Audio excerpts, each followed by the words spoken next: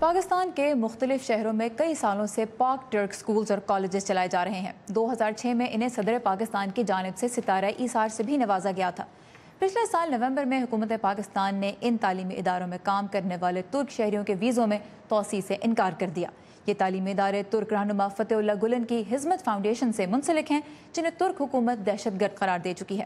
پاکستان میں رہنے والے ترکوں کا موقف ہے کہ اگر وہ اپنے وطن واپس گئے تو انہیں گرفتاریوں، پوچھ گچھ اور جیل کا سامنا ہو سکتا ہے۔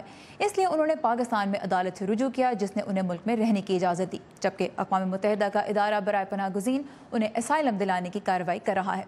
لیکن 14 اکتوبر کو اس ادارے کے ڈائریکٹر مسعود کچماس کو ان کے خاندان سمیت اچانک پاکستان سے نکال دیا گیا۔ مسعود اس وقت انقرہ کی ایک جیل میں ہے۔ اس سے پہلے کہ ہم ان وجوہات کا جائزہ لیں جن کے باعث پاکستان میں رہنے والے ترک شہری اپنے وطن واپس نہیں جانا چاہتے اور human rights council of Pakistan اس بارے میں الارم بیلز ریز کر رہی ہے، یہ جانتے ہیں کہ پاکستان میں مقیم 285 ترک باشندے اس وقت کیسی کیفیت سے گزر رہے ہیں۔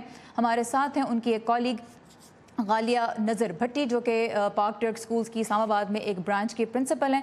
غالیہ، یہ بتائیے گا کہ مینجمنٹ تو ان سکولز کی پاکستانیوں نے سنبھال لی ہے، لیکن جو ترک باشندے آپ کے کولیگز رہ چکے ہیں ان کی کیا صورتحال ہے اس وقت؟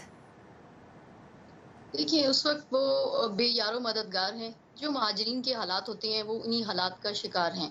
پیسے ان کے پاس ہے نہیں، جاب ان کے پاس ہے نہیں، ملک سے وہ دھتکار دیے گئے ہیں، تو ان کے کیا حالات ہو سکتے ہیں۔ بچے ان کے اسکول نہیں جا رہے، کھانے پینے کو کچھ نہیں ہے، اور اپنی مدد آپ کے تحت وہ کچھ نہ کچھ کر رہے ہوں گے یقیناً۔ کیا آپ لوگ ان کی کوئی مدد کر پا رہے ہیں؟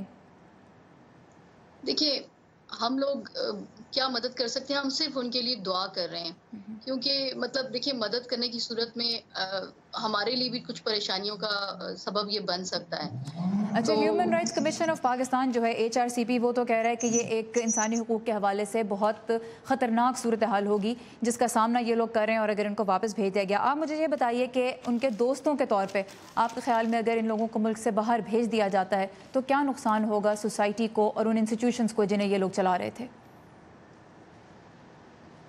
دیکھیے، جیسے دنیا سے لوگ چلے بھی جاتے ہیں تو دنیا قائم رہتی ہے۔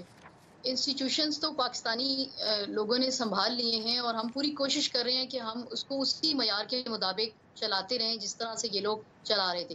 مگر جب تک ہم اس کو اس تناظر میں دیکھتے ہیں کہ ان اداروں کو بنانے والے، یہ کام شروع کرنے والے یہ لوگ ہی تھے، یہ بنیادیں انہوں نے ہی رکھی ہیں، ہمیں یہ لوگ ساتھ لے کر چلے تھے، تو اس لحاظ سے ہمارے لیے بہت تکلیف کا باعث ہوتا ہے۔